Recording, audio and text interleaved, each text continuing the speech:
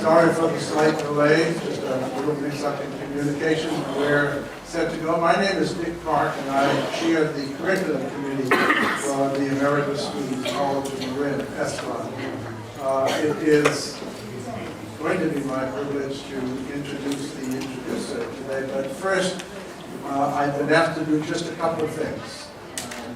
First one is, it would help us to know if we had some sense of how you became aware of the program today.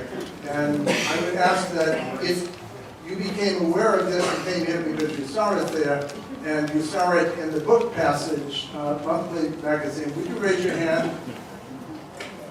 Marion, you get a quick count. Right. Just checking. And if perchance you saw it in the College of Marin's Community Education brochure that goes out on a regular basis to every household in Marin, yeah. And if you saw it in the Marin IJ, is that why you're here today? Don't be afraid to raise your hand. Just get this done quickly. And finally, if you saw it in a communication from ESPON, from the Emeritus Students Program, would you raise your hand? Okay, thank you very much for doing that. One last message. At the conclusion of today's presentation, don't leave your seats, those of you who have one. All the seats distributed? Anyway, don't lose your seats because there have been some pre-selected seats, and if you happen to be sitting in one, you will get a free copy of Michael Krasny's book. So don't leave after all of the questions have been answered and Michael sits down and starts signing books. He will be here. For those of you who have already purchased the book, it's a great gift to give to someone else if you get the free one. So now it is indeed my honor to introduce the person who is going to be introducing our speaker today. It is indeed an honor to call to the podium Dr. David Wayne Kuhn, President and Superintendent of the College of Marin.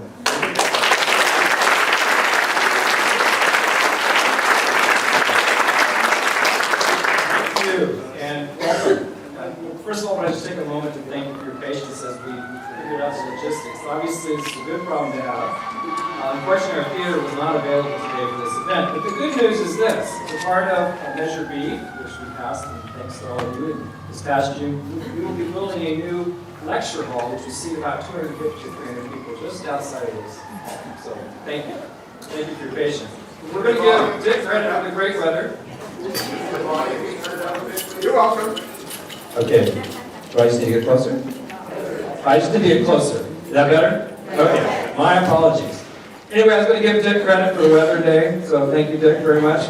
I moved from Seattle 12 years ago, and this week I was actually contemplating moving back. So I'll tell you how much rain we had. So on behalf of the Board of Trustees, the faculty, staff, and students at the College of Marin, we welcome you to our first afternoon author series this spring. And before I introduce our esteemed speaker, I want to take a moment to acknowledge a few people. First of all, we have to express gratitude, we want to express gratitude to the Haddie Fund. Haddie Fund, created by an anonymous donation to the College of Marin, supports the author series.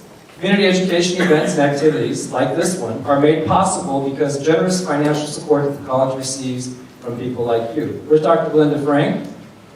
Any given day, Linda accepts checks. She is our Director of Development, so if you're so inclined, please see Linda. I'd also like to thank Book Passage for collaborating with us on this series and hand-selecting compelling and engaging authors. I'd like to thank the library, and specifically David Patterson over there. David Patterson. Book Passage, a round of applause, both David and the library and Book Passage. Book Passage has been instrumental in helping us host this particular event and the next two, which will be held in the library.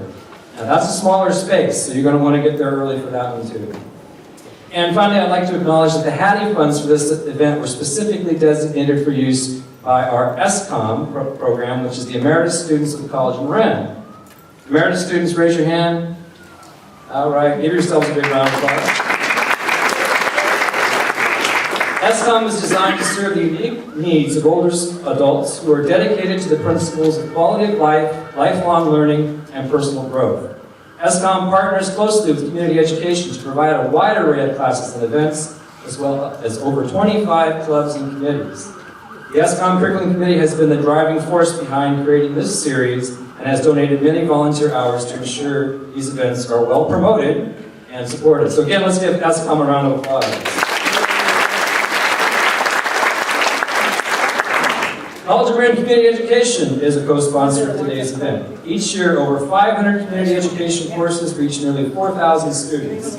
These not-for-credit offerings are designed to enrich, or are designed for enrichment and enable lifelong learners to take intellectually engaging courses like forensic psychology, international students to study English in an intensive format, and local community members of all ages to take classes in everything from fencing to voice to history. The winter term is already in full swing, that's the good news, but our spring schedule will be available on the Community Education's website beginning next week. And if you live in Marin County, which I think most of you do, you will find it in your mailbox beginning February 24th. So now on to introducing our speaker. Let's give Community Education a round of applause.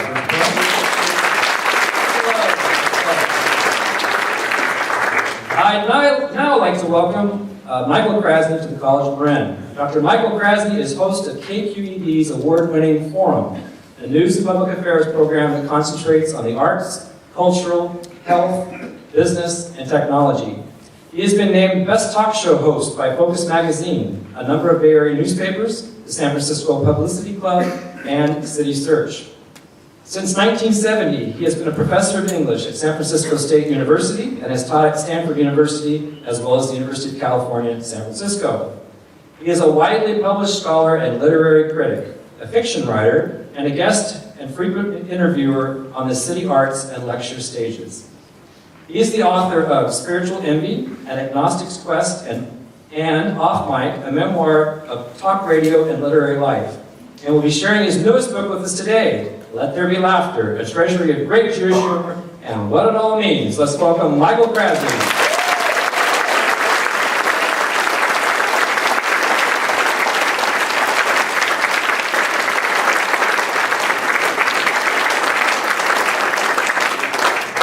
Thank you. It's great to be here, and this looks more like a PBS crowd than a College of Marin crowd. No thanks, man. How many are college students here, just out of my own curiosity? Okay, good. I don't know how many of you know this, but I have real roots in this county. I moved out here to be a professor in the early 70s and actually started a radio career at, anybody remember KTIM? Yes. Of course, you local Marin people do. It was a very offbeat, shall we say, alternative culture type of radio station, but it was a wonderful experience for me. I was there for a few years and did a show, believe it or not, called Beyond the Hot Tub. Some of the experiences, in fact, that I had at KTIM written up, and that the president was kind enough to mention it. Stanford Press published called Mike, Memoir of Talk Radio and Literary Life. I do have now a book about Jewish humor, as some of you know, and I'm going to talk about Jewish humor. I thought maybe it might be useful, and by the way, many of you know this voice, but you didn't know this face. I think the voice is preferable. I was going to perhaps begin, before I tell some jokes and talk about Jewish humor, and I hope there's serious interest in Jewish humor. It is something that people kept telling me they need this time. Any of you brazen enough to raise your hand and say you were a Trump supporter? Is that true? You know, it's 8% in San Francisco, those who voted. Marin might even be less than that. Washington, D.C. was half of that. I wound up actually, after doing a lot of book touring, writing a piece, and I thought before I would talk, I might give you a flavor of what I experienced. This is today's issue of The Forward. Now, I don't know how many people from the East Coast know The Forward, but I bet some of you who are West Coast people probably have not heard of it. It's a Jewish newspaper, and it was originally a Yiddish newspaper. How many of you are interested in these kind of arcane connected dots? But the first publisher was Abraham Kahn was the author of a book called The Rise of David Levinsky, which many think is a seminal Jewish novel. And I found out in a talk I gave in Oakland, a woman walked up to me and I mentioned the foreword. I don't remember the context. And she said, "My father was Abraham Kahn." I said, "Oh, it's terrific." And she said, "But my son is Michael Chabon." See the genealogies here, right? All right, so here's what I wrote. I usually don't like to read, but since this came out today, it's a good way to begin and get immersed into what I'm writing about. I begin by writing, I host a live public daily radio show out of San Francisco, city which had a grand total of 8% of the citizens voting for Donald J. Trump. So it was unsurprising that immediately following the election, many in my area expressed gloom about Donald Trump's victory. At events to promote my book on Jewish humor, some audience members said they had come to see me because, given the election results, they felt heartsick, fearful, and desperately needed to laugh. That said, I met some Jews at an Orthodox shul, at a synagogue in Ohio, who championed Trump because they expected him to defend Israel, rip up the Iran nuclear deal, and lean on mishpacha and his Jewish family members. In my book, I write about Jon Stewart actually talking, some of you may know this bit, it's on YouTube, where Jon Stewart talks about how Jewish parents have to rev things up and move faster because they're losing the battle over Easter and Passover. I didn't know that those two were necessarily in battle with one another.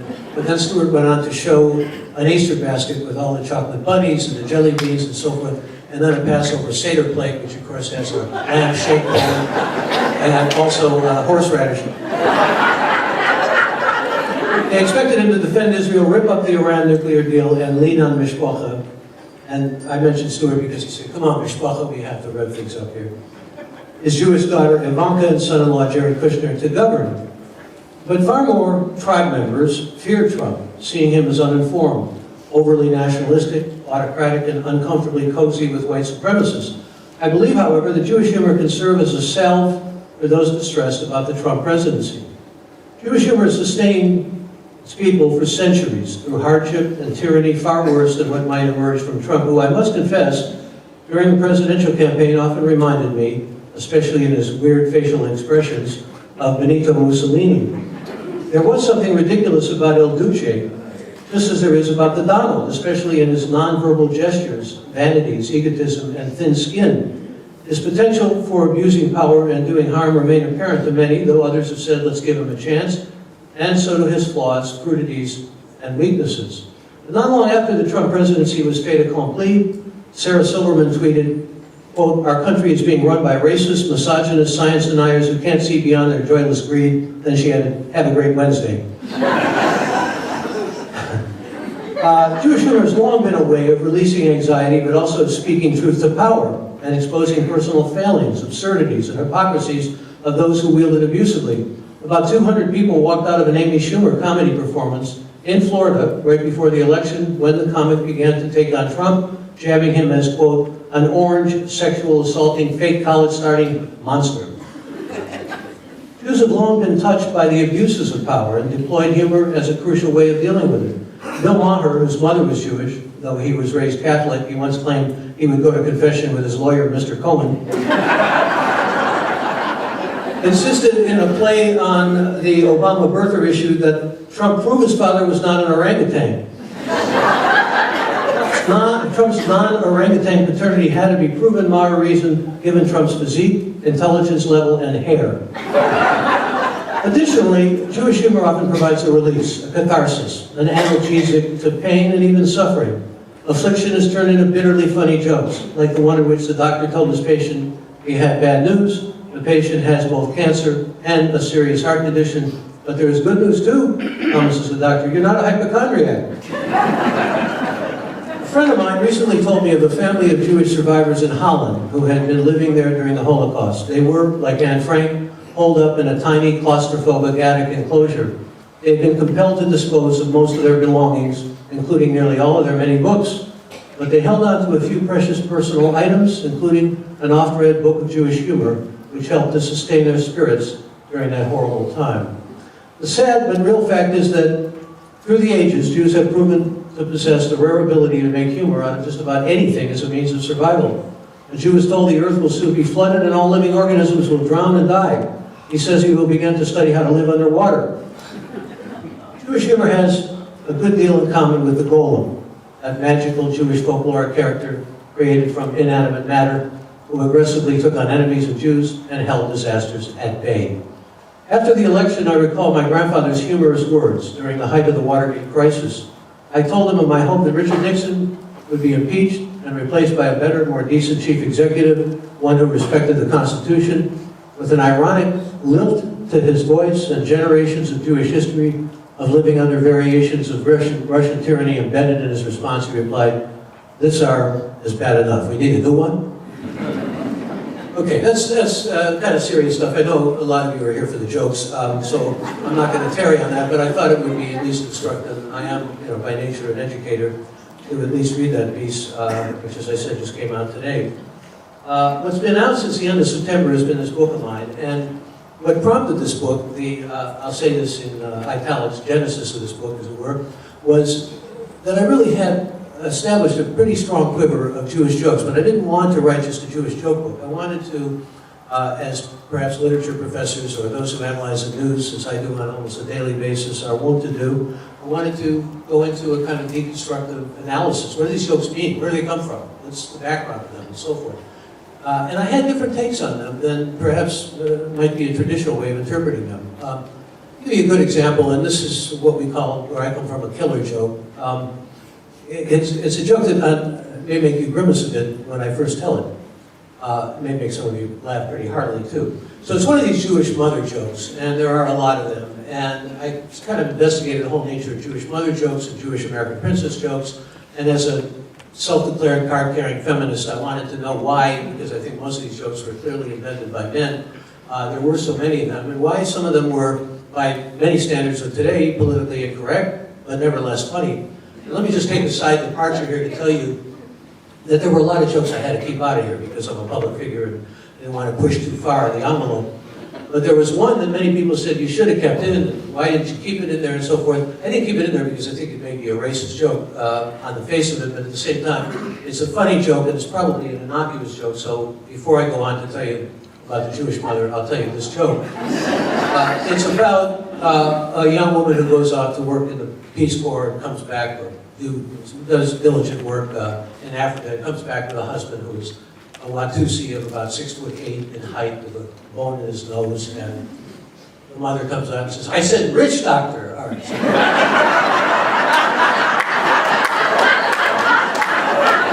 Now, one of those classic jokes that probably should have been included because it was a classic joke. And you run into these problems with changing times and Black Lives Matter and all kinds of phenomena that you see in our present day that cast a different kind of light on these jokes, and they have different meaning, and they evolve, and they have different meaning. For example, a joke which on the face of it may be indicting Jewish mothers and Jewish women is a joke about the man who's dying, and he's on his deathbed, and his daughter is there at the foot of the bed, and suddenly he gets a smell of what we call kugel. Noodle kugel is actually a noodle dish, which is certainly well known among Jewish culinary.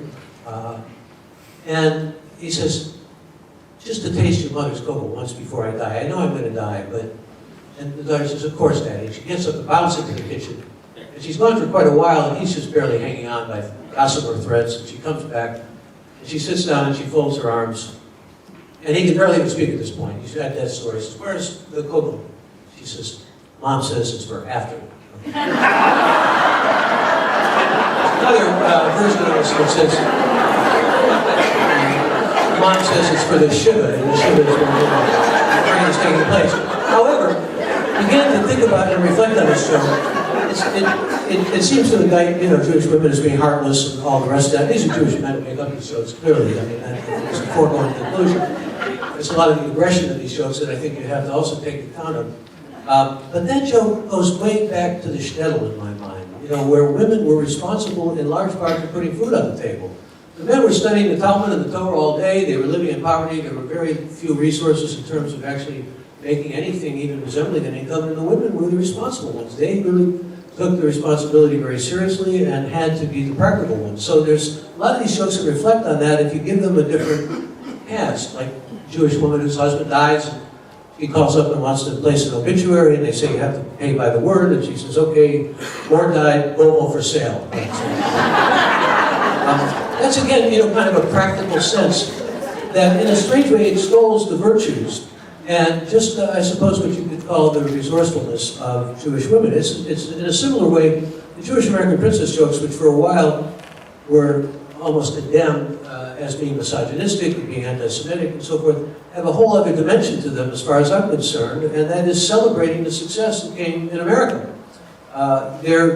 Some of them are actually pretty funny. The guy who is married to a Jewish American princess, despite Jewish law forbidding cremation, he asks that he be cremated and his ashes be put in Bloomingdale so his wife will at least visit him a couple times a week. That joke. There's the joke about the Jewish American princess who's holding a vase which is absolutely, unaccountably valuable, and suddenly it slips out of her hands and shatters into many pieces, and what she says is, "I'm all right." Or the three words a Jewish American princess will never hear: "Attention Kmart shoppers." So, these jokes tell us that. I mean, on the one side, they kind of make fun of, and a lot of them are far worse than that, in terms of ridicule and all the rest of it, lampooning, satire, whatever you want to call it.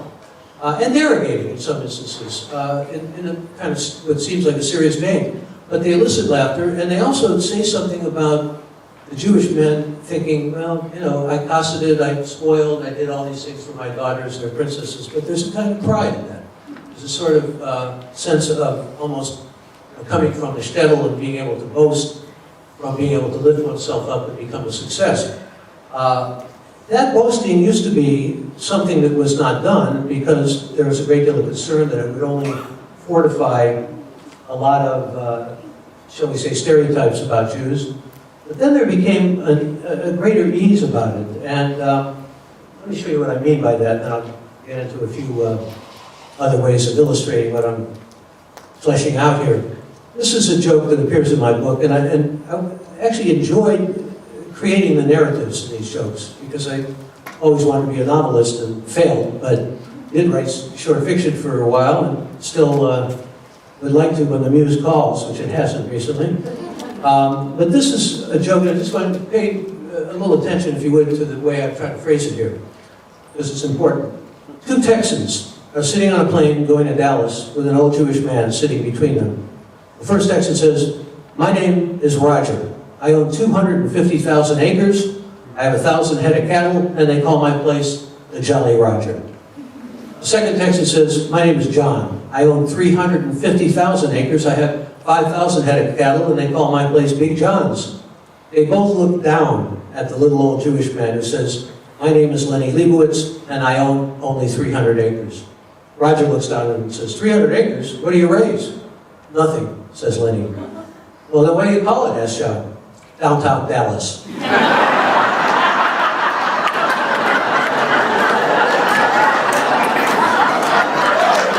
One time, that joke would have been really verboten. It would have been forbidden because, you don't suggest that Jews have power, they have wealth, and they made it, and therefore, one of my African American students said once when I said, "Yeah, Jews have a piece of the pie," it's a mighty big piece of the pie. Those jokes seem to fructify, they seem to, in other words, give credence to those kinds of things. At the same time, we went through a period, remember, of what I call philo-Semitism. I think we're over it now with Steve Bannon and alt-right at the helm and so forth. I think we are maybe in a different era of white supremacists at least being tolerated or coming out from under their rocks. But there was a time when Elizabeth Taylor, some of you recall, converted to Judaism.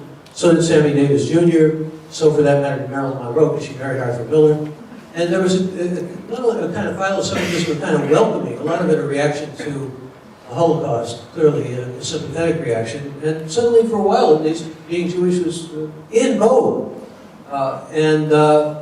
In fact, there was a great joke about Sammy Davis after he converted, because some of you remember he was black and gets on a bus in the South, and the bus driver says, "Get to the back of the bus." This is during Jim Crow segregation. He says, "But I'm Jewish. Get off the bus." That joke kind of tries to memorialize a sense of persecution and the difficulties that Jews have been through. But I think we're past the era of philo-Semitism, and yet there's a great deal more that has gone on with assimilation and acculturation, and Jews being more secular and less identified with the religion itself. As a result, it seems to me you have a lot of jokes that talk about loss, that talk about the loss of piety, of religiosity, of being devoted in ways of observance to the religion, and also losing the identity. There's a famous joke that begins with a young man who buys a Mercedes, and he wants a bracha, which means a blessing, to be said over his Mercedes. So he goes into an Orthodox synagogue, and he asks the rabbi to say a bracha over his Mercedes. The rabbi says, "This is a shotgun. This is a scandal. You should want a bracha said over a Mercedes. First of all, it's a German car. Second of all, it's just a car. You know, brachas are said for special occasions. They're blessings. I don't want to say a bracha over your car." Well, maybe see the conservative rabbi. Maybe he can help you. He's less religious and less subscribing to religious dictates. So he tells him how to get to the conservative synagogue. He goes there. He sees the rabbi. He says, "Can you say a bracha over my Mercedes?" And the rabbi says, "What? I know a lot of brachas, but I don't know any over cars or Mercedes. You really ought to see the Reform rabbi. Let's go down here and take a turn, and you'll be there at the Reform synagogue." He goes there and he says to the Reform rabbi, "I came here to see if you'll say a bracha over my Mercedes." And the Reform rabbi says, "What's a bracha?" It's a joke, but it's also a joke that encapsulates the sense of loss of identity. And, you know, Mercedes and materialism have eroded, you know, that more traditional identity. And I really wanted to get at some of that. It's funny, I did an event in Los Angeles. Anybody remember Bobby Slayton? A stand-up comic who was working out in San Francisco for a number of years, and then he moved to LA. And he had an event at a synagogue in Beverly Hills that was moderated by David Kippen, another name that some of you may know. He was the book editor of the San Francisco Chronicle for a number of years. And he actually did an ongoing conversation just with me and Slayton. And so at the end, Kippen said, Slayton and I told a lot of jokes, and I'll tell you one, in fact, that I heard originally from Slayton. At the end, Kippen said, "You know, I don't hear that many California Jewish jokes. You know, a lot of this is the Eastern Seaboard, and a lot of this is also, of course, what you call Ashkenazi, that is those jokes that emanated from Eastern Europe and from the distinction of Jews being separated from Eastern Europe." So I told this joke because it really is a California joke in many ways. And in many ways, especially Northern California. When I first heard it, I ran to tell it to Ram Dass, who was a friend, and I still barely keep in touch with. And Peter Coyote, and you'll know why if you know those names, not to name drop. An older Jewish woman, Mrs. Rosenblum, which just happens to be the name of my PR person, signs up for a difficult trek up the Himalayas with a mostly youthful and vigorous Sierra Club type group who are told when they complete the journey to the top, they'll meet a guru.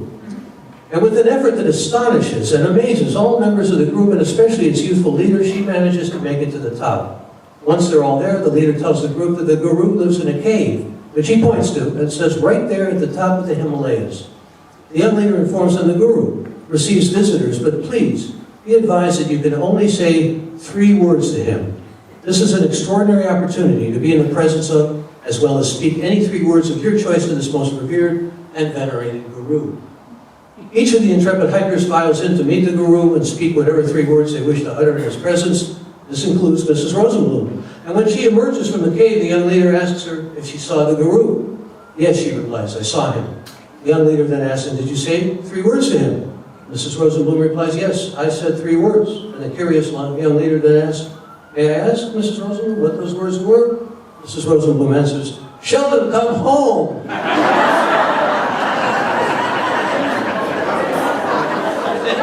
We have this phenomenon, especially in Northern California. I mentioned Ram Dass and Coyote because Peter Coyote, by the way, now is a Zen priest. This phenomenon of what's called Bagel Buddhism or Jew Buddhism and so forth. A lot of people who were brought up in the Jewish faith who have turned to Buddhism, and it's not necessarily to ridicule that phenomenon. It's just to make you realize that there are Jewish mothers who would like their sons and daughters of them to come home, and to come back to their own identity, to come back to Judaism and so forth. And so there's that whole subtext, really, that I think is unmistakable in a joke like that. And what I was really getting at in this whole book with these subtexts were the meanings as you unravel the jokes themselves. And I also realized that a lot of this humor goes back really to what we call the shtetl, that is the ghetto of Eastern Europe, the ghettos of Eastern Europe, because there were more than one. For example, there's a classic Jewish joke right out of the shtetl, where two men are going to be executed in a firing squad, which was not, unfortunately, that uncommon for Jews to have to be victimized by. Death by firing squad or other ways. And in this joke, one turns to the other and says, don't we get a last wish because we're just about to be killed? So I'm going to ask for a cigarette. And the other one goes, don't want to get us in trouble. It's a painful joke because it really reflects the difficulty of living in the shtetl, living under the threat of oppressors, anybody who could just take your life at their wish or at their command. Now, fast forward. I'll get to the Bobby Slayton joke, because you fast forward to the present, and there's a joke about a tough New York Jew who is, I love some of the ways these jokes begin. All right, so he's going through the Amazon with a Frenchman and a German. The three of them are together, and they get captured by a band of cannibals, and they're taken into the cannibal village. And there in the cannibal village is a big pot with vegetables boiling and so forth. And a leader steps out. Obviously, the leader of the cannibals is wearing a loincloth. And he says, gentlemen, he says, I'm fluent in English and I'm going to tell you what's going to happen. We're cannibals, so we're going to eat you. And we're going to kill you first, and then we're going to take your skin and make it into a beautiful canoe. And I want you to know that because this canoe is going to last for generations among our people and among our tribe. And not only that, but we're going to let you choose the way you want to die because we're very enlightened and humane. And like I said, I was educated in the West. So he starts out with the Frenchman, and the Frenchman says, any way you want to die, just tell us. The Frenchman figures he's got him over a barrel. He says, guillotine. I want to die by the guillotine. Because how could this guy have a guillotine? Well, the leader of the cannibals has a lot of things in his loincloth. He pulls out an axe and he chops off the Frenchman's head, and that's it. Okay? Just to the German, how do you want to die? And the German says, by a Luger. And again, you know, thinking you don't have a Luger. Takes out of his pocket, the leader of cannibals, a gun, and just shoots the German dead. Says to the tough New York Jew, okay, now it's your turn. How do you want to die? And he says, give me a fork. He says, a fork? Yeah, I have some utensils here in my loincloth. Hands him a fork. Tough New York Jew takes a fork, starts stabbing himself. Says, here's your goddamn canoe.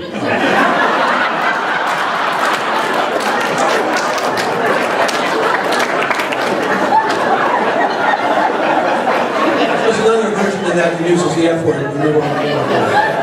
I understand, though, there's a metamorphosis in this. There's a movement, a trajectory, whatever you want to call it. It's like a lot of those jokes out of the shtetl, which are still very funny, many of them. Well, there's a joke about the guy who goes to see a rabbi, and he says, Rabbi, why are so many people so ignorant and so apathetic? The rabbi says, I don't know and I don't care. There's that sort of chicken-boom quality to it that we now find in a lot of contemporary and modern American Jewish jokes. You know, three older Jewish women sitting in a restaurant, and the waiter walks up and says, is anything all right? Some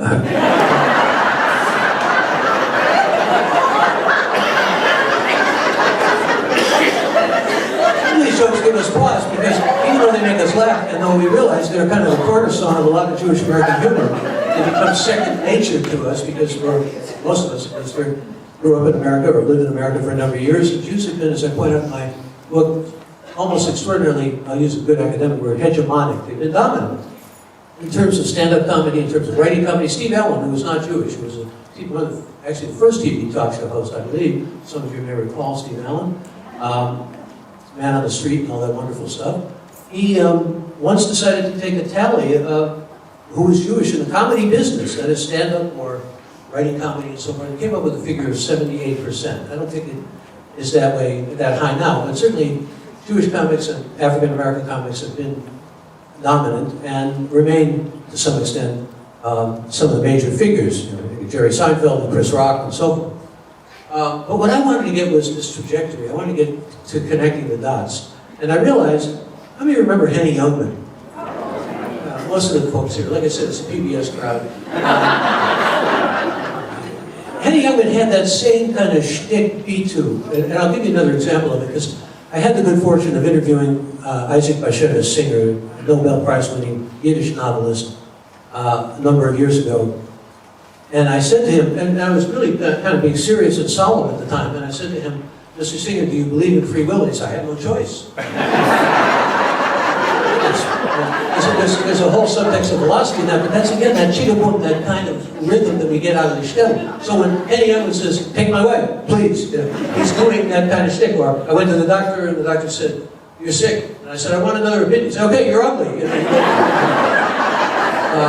and where does it wind up? Ultimately, it winds up with figures like Rodney Dangerfield, whose real name, by the way, was Jack Cohen, and who was almost your quintessential schlemiel. I have a whole chapter on schlemiels and schmucks.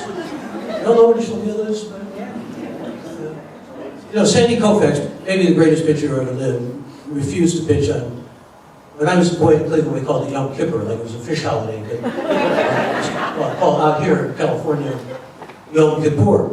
And he refused to pitch because he was an observant Jew and he didn't want to be pitching, even though it was a World Series game, on this high holiday, pious and tremendously sacred holiday. So Joe Garagiola, who used to be an announcer before that was a catcher for the St. Louis Cardinals, asked Koufax and said, why are you not pitching? It's got something to do with your being Jewish. And he said, yeah, I guess you can say I'm a schlemiel. At which point Garagiola said, a what? And Koufax gave a very cogent and I thought in some ways brilliant description of what a schlemiel is. He just said, you know, in Yiddish folklore, there are schlemiels and there are schlemazzles. Schlemazel means literally bad luck. Schlemiel is the guy who goes into a restaurant, knocks over the soup. The schlemazel is the one that spills out. Okay? So there you have it. And then you also have schmucks. You know, you have all these schmuck-sounding words. And schmuck used to be a word that carried a lot of sort of reprobate negativity to it. Now it's become almost synonymous in some people's minds with schlemiel. And it shouldn't be, because it really meant somebody, well, I'll give you an example. And I heard this joke before my book went to press. And I included it though. So there's a guy who dies, and he's known to be a very bad man, or what we used to call a schmuck.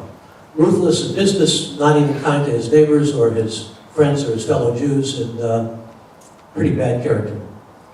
And his brother goes to the rabbi, and his brother says to the rabbi, I want you to say at my brother's funeral that he was a mensch, which is one of the highest compliments you can give in Yiddish to someone. That means they're really, used to be just for males. Now it means a really good person, with high standards, high ethics, decency, and so forth, compassion. So I want you to say my brother was a mensch, and I will give $1 million to the capital campaign if you simply say my brother was a mensch. And the rabbi is a good guy, and he's agonizing over this. He goes home to his wife, and he says, hey, this capital campaign has been going on for quite a while. You know, $1 million would put us over the top. It'd be so welcome, and so important. And the wife says, look, you're going to have to make your own decision on this. You're going to have to decide. I don't know what to tell you. So the next day, he gets up in front of the congregation, full congregation, many people like there are here today, and they do often turn out for schmucks. Self-abnegation humor is part of it. He stands up and he says, I have to be honest with all of you. This is not a nice man. This is not a kind man. This is a man who is actually pretty unscrupulous and ruthless and not even nice to people. But compared to his brother, he was a mensch.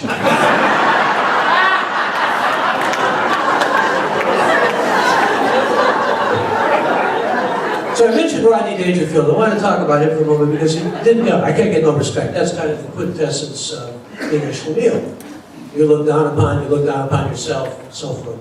And he had, you know, this extraordinary quiver of jokes that all had to do with his own lack of appeal, his own lack of luster, or whatever you want to call it, and lack of respect. So, for example, and again, it goes back to the shtetl. It has the same kind of rhythms, the chigabum that I mentioned before. Rodney Dangerfield would say, for example, I met this woman, she was young and beautiful. She said to me, come to my house tonight, nobody will be there. I went there, nobody was there. That's that kind of beat to it. The other thing that I noticed that went back, in fact, generations really,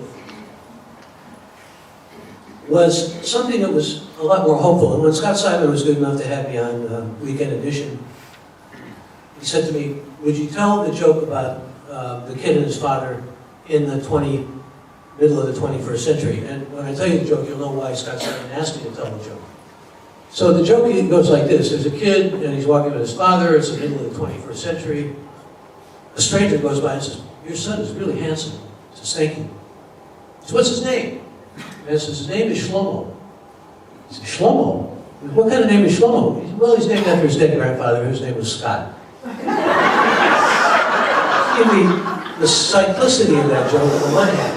Now, Shlomo is right out of the Yiddish experience, anyway. And the reality is that things have gone through a circularity. I mean, there's actually an interest again among some young people in Yiddish, which astonishes me, but also I welcome and so forth. I'll tell you a story, and I tell a lot of them in the book. It happened to me when I was first living in the Bay Area. I was asked by, anybody know the name Alan Bennett? Yeah. He was a rabbi, a gay rabbi. Actually, he came out of the closet to me. He was performing a wedding. And so help me, this is actually the way it went down. He said to me, I want to tell you, because I'm going to come out of the closet. This is mid-70s. He said, I'm gay, and I have a gay... And you know what I said? It was my knee-jerk response. Are you sure? Because at the time, for a rabbi, especially to say, you know, I'm gay, now it's probably commonplace, or something close to it. But at the time, it was a bit of a shock. So Alan asked me, did I want to teach a course at the Jewish Community Center in San Francisco on Brotherhood Way? And he knew I was studying Yiddish writers. And he said, maybe give a course in Yiddish writers. I said, no, nobody's going to sign up for this course, Alan. There's not enough interest in Yiddish writers. And, you know, San Francisco is a Yekka town. It's a German-Jewish town. It's very assimilated. And the truth of the matter is, at the time I was making jokes about, you know, the only Jewish ghetto in San Francisco was Sea Cliff, which is not the same. You know, why, you know, a kid from Ohio, and suddenly I'd see these Jews with Roman numerals after their name. And what's this all about? You know, Junior, the second, and the third, and so forth. Jews named after the dead, like in the joke about Scott. At least they do traditionally in terms of piety. So he said, well, write a sexy introduction to it. And I wrote something foolish, you know. I had some videos, and I said, come learn about Yiddish writers and see Yid vids. And I come into the room, and it's teeming with people.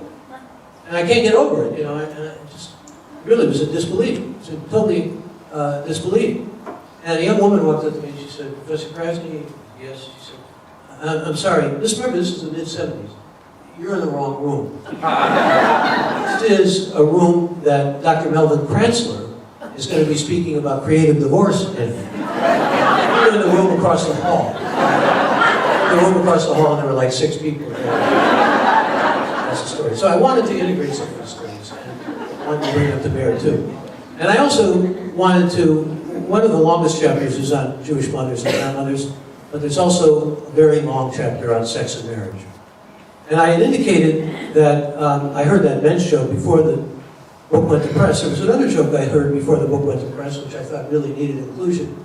And this is a joke about a rabbi who's giving a sermon, and he sees a young man in the congregation who looks sad. He's a compassionate rabbi, and he goes up to him after the service is over, and he says, forgive me, I don't want to intrude, but you have a sad countenance, a sad, doleful look on your face. Is there something maybe I can help you with, or you can tell me about? The young man said, well, Rabbi, you're very perceptive, and it's kind of you to ask. And the truth is, I am in kind of a sad state. I want to get married. I want to start a family. I've been going online and making dates, and I've actually fallen for a few women. And you know what happens? I bring them home, and my mother doesn't like them. This has happened consecutively with a number of women. I don't know what to do. I'm at wit's end.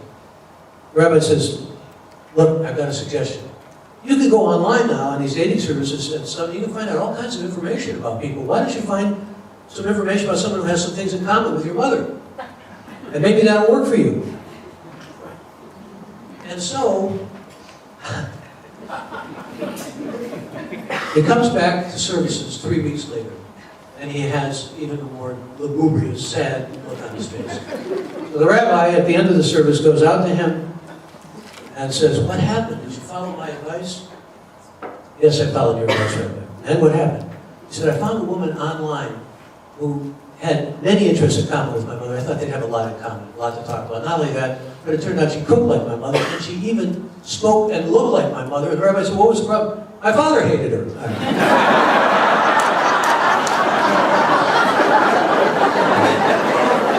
Well, what do those jokes tell us? They tell us a lot of things. I won't go into the deconstruction of it, but let me just tell you that some of these jokes are hilarious, I think, and I'll tell you one sexual joke that I think is very funny, that has a lot of meaning to it, too. Is that okay? Is anybody going to be offended if I tell it? So, it's another joke about being a rabbi. And in this joke, a couple seem to be sexually dysfunctional because the man is a lot older than the woman is. In fact, there's, let me just divert for a moment. I had a great joke about the older man who marries a younger woman, older Jewish man, and she's upstairs and he's downstairs, and she says, "Come up here and make love to me." And he goes, "What?" She says, "Come up here and make love to me." It's really at the bottom of the stairs. And, "What did you say?" And she got a megaphone and said, "Come up here and make love to me." He said, "I can't do both."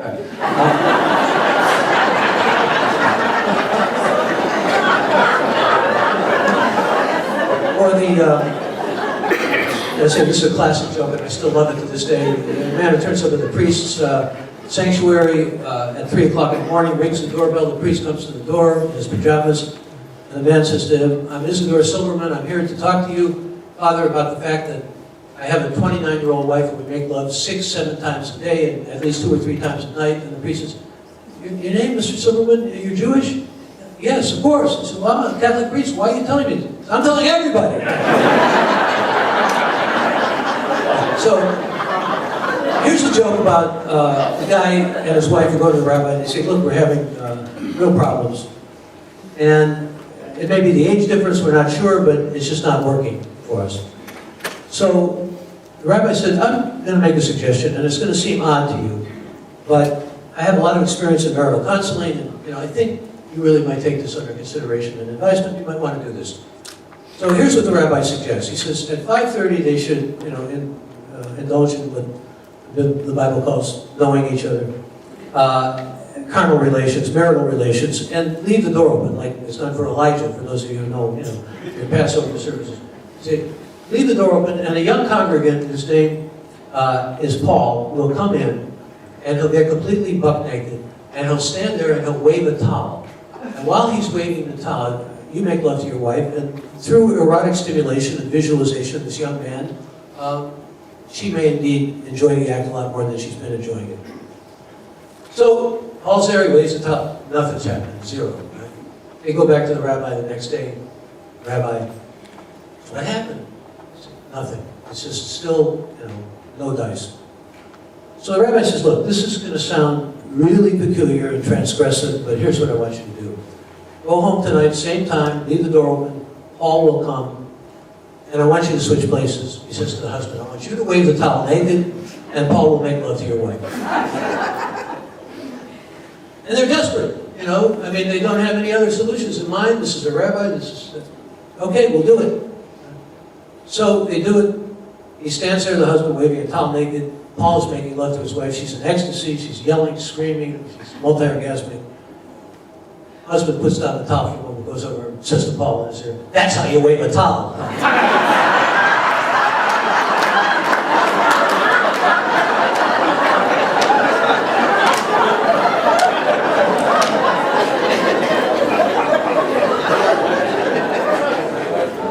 All right, it's a good place to end. It's 2 o'clock.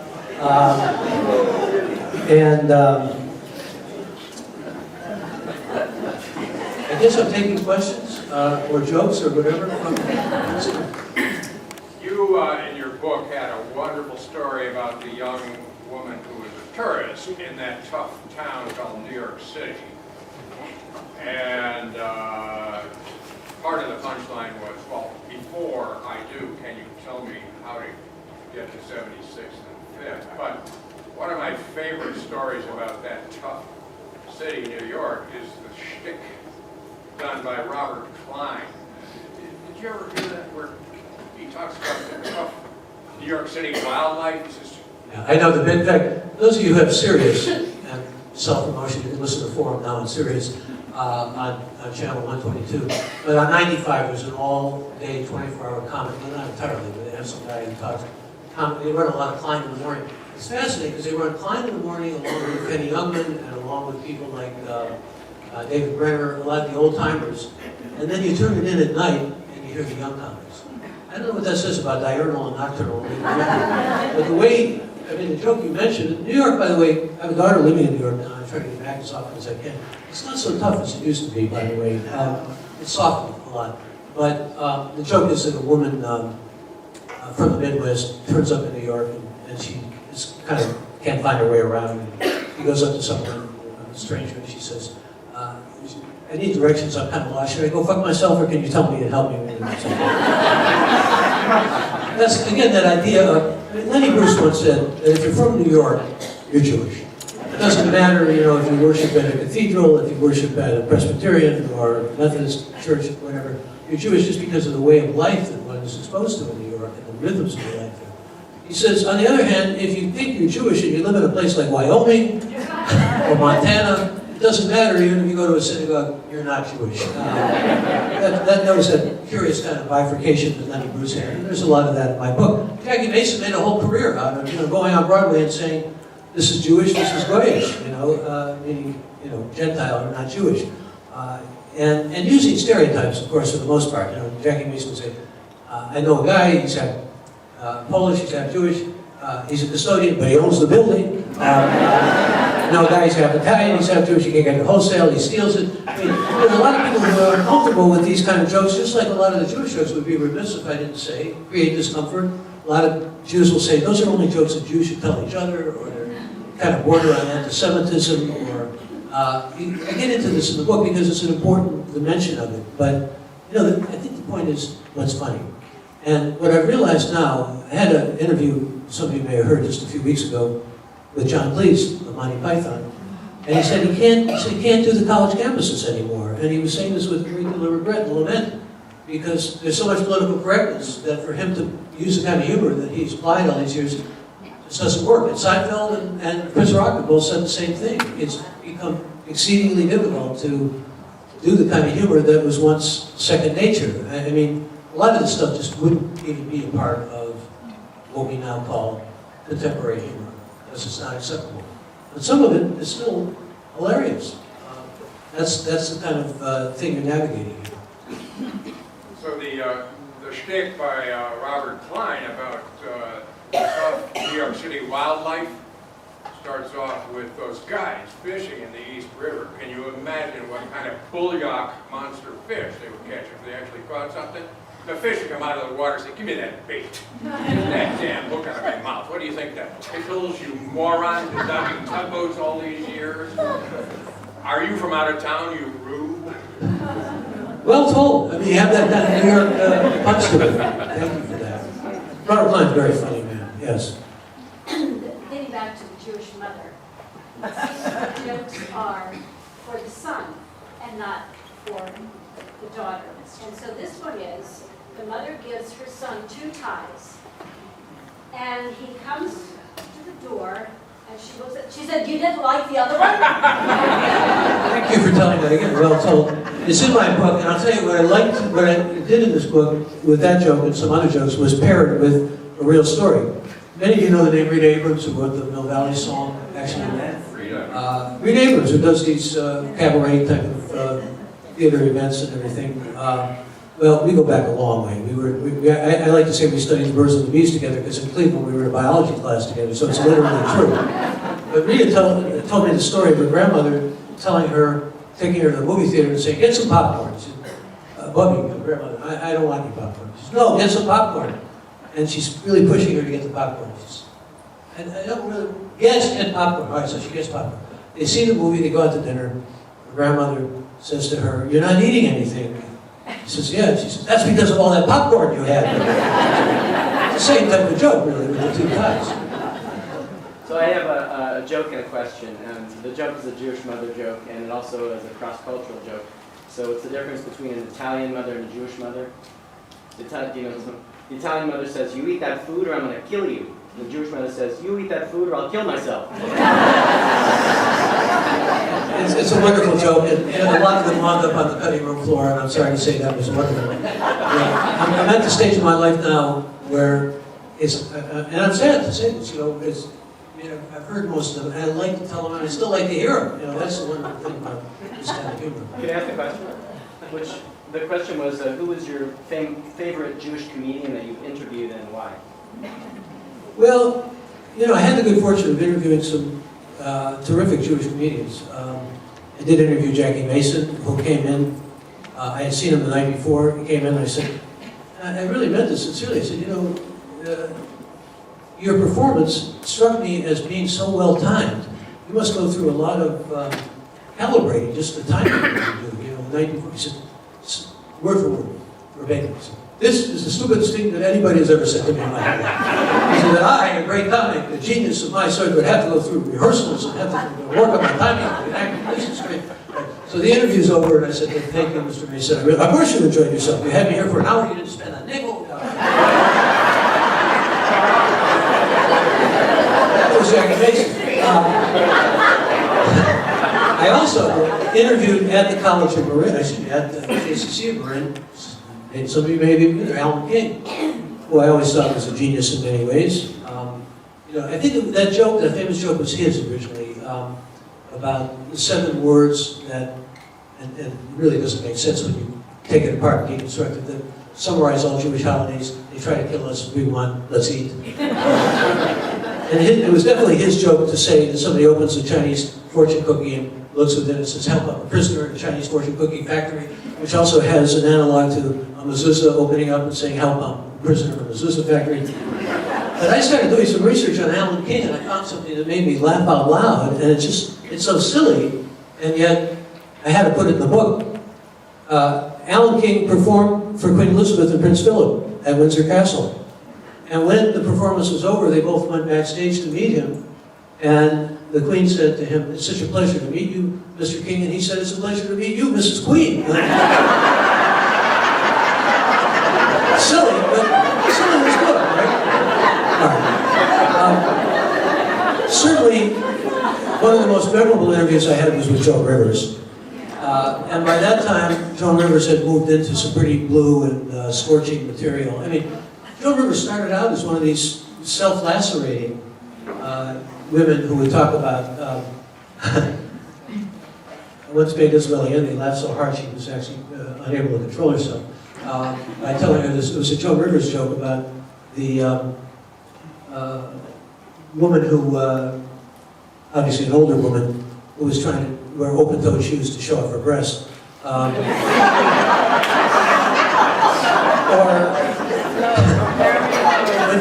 Joan Rivers was younger, I mean, she started telling those jokes still when she was younger. She would say, you know, they take new photos of me and they give them to these prisoners on death row so they wouldn't be aroused. And they'd be looking for them. They have to worry about giving them saltpeter or anything to keep down their sex drive.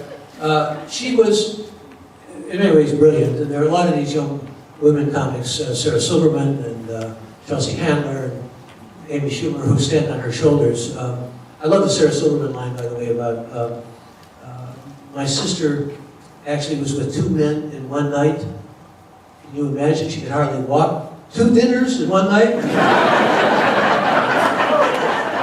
So, I'm interviewing Joan Rivers, and she said something that I did not, again, decided I couldn't include in the book. It was a joke that she felt she couldn't tell. And she was at that stage where she was, you know, there were no boundaries. There was nothing to keep her back from making fun of just about everybody on a TV show of hers, and even herself, of course. And yet, she told me a joke that happened to be one of the writers wrote for her that she felt she couldn't tell, and it was about Michelle Obama, and I won't tell you the joke. She told it to me off air. But it was fascinating because when we were finished with the interview, this was in the KQED studios over on Mariposa in the city, there was a whole line of women. There must have been at least 40 or 50 of them who worked upstairs in all kinds of capacities for KQED, television, radio, and so forth. And as she walked by, they just all bowed to her. I mean, it was really kind of touching in a way, the testament. But I talk about these. I talk about my interview with Gene Wilder. I talk about, you know, a number of interviews I did with famous comedians, and they're all memorable in different ways. For better or worse, I'm more associated with serious news stories. And I often think of the line of the great German playwright Bertolt Brecht, who said, "The man who laughs has not yet been told the terrible news." But I honestly wanted to write a book that was funny and that celebrated humor, and did.